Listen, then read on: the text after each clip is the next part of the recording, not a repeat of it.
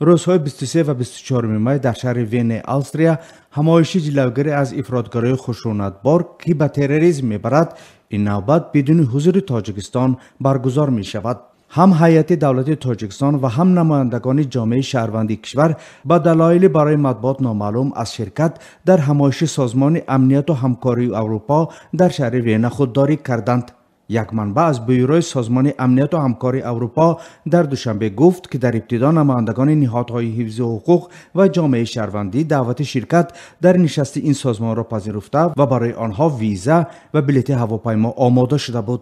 ولی در لحظات اخیر هیئت تاجیکستان بدون ارائه دلیل سفر خود را لغو کرده است. نمایندگی سازمان امنیت و همکاری اروپا در وین بعد دریافت خبر لغو پرواز تاجیکستانی ها گفت که این موضوع را شرح نخواهد داد. بنا به اطلاع وبسایت این سازمان، این نشست به خاطر بررسی مسائل مبارزه با تروریسم و افراطگرایی، تجربه ملی و همکاری بین المللی، حفظ آزادی بیان ضمن مبارزه با افراطگرایی در اینترنت، راههای معاصر جلوگیری از افراطگرایی برگزار شده و قرار است در آن همه کشورهای عضو این سازمان شرکت کنند. ولی تصمیم از شرکت در نشست سازمان امنیت و همکاری اروپا خودداری کردن تاجیکستان 10 ماه بعد از نشست پرسر و صدای حقوق بشر در ورشوا رخ می‌دهد.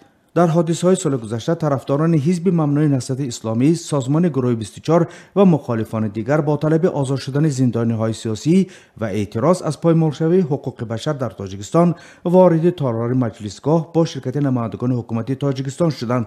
بحث تندی که بعداً در این جلسه جریان گرفت مورد ناراحتی هیئت تاجیکستان شد و بعد 2 روز جلسه با پخش اظهارات آنها تالار را ترک کردند. با دنبال آن هیئت تاجیکستان ماه نوامبر سال گذشته از اشتراک در نشست سازمان امنیت و همکاری اروپا برای هیئت کارمندان حفظ حقوق و عدلیه در شهر تاشکند خودداری کرد. ماه دکبر همان سال هیچ یک از کشورهای آسیای مرکزی با شمول تاجیکستان برای تشکیل نشست این سازمان عاید به وضع رسانه‌های مستقل در قلمرو این کشورها راضی نشدند. بعداً این نشست با شرکت رسانه‌های مستقل و سازمان‌های ژورنالیستی در شهر وین پایتخت استریا برگزار شد. اما منابع بیروی سازمان امنیت و همکاری اروپا در تاجیکستان روز 23 می به رادیو آزادی گفتند که این اختلاف نظرها فراموش شده است و آن ربط به لغو سفر هیئت تاجیکستان به نشست وین ندارد.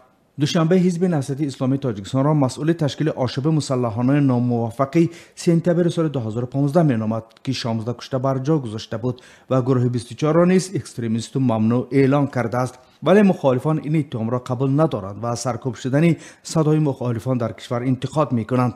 در تاجیکستان سیاستمدار و تحلیلگر مسائل سیاسی شاکرجان حکیموف گفت به نشست سازمان امنیت و همکاری اروپا وارد شدن مخالفان سیاسی در سپتامبر سال گذشته از جانب دوشنبه احتمالاً همچون پشتیبانی این سازمان از گروه‌های مخالفان تاجیک در اروپا و غرب پذیرفته شد. در یک صحبت با رادیو آزادی حکیموف گفت یکی از دلایلی که برای حکومت جهت اشتراک در مجلس نوبتی سازمان امنیت و همکاری اروپا مانع شد شاید به این نوبت نگرفتن درخواست دولت تاجیکستان در مورد بازداشت و استرداد آنهایی که طبق رویخط مقامات ضبط تاجیکستان تروریست اعلام شدند یا در کردار و رفتار آنها علامت‌های جنایت وجود دارد.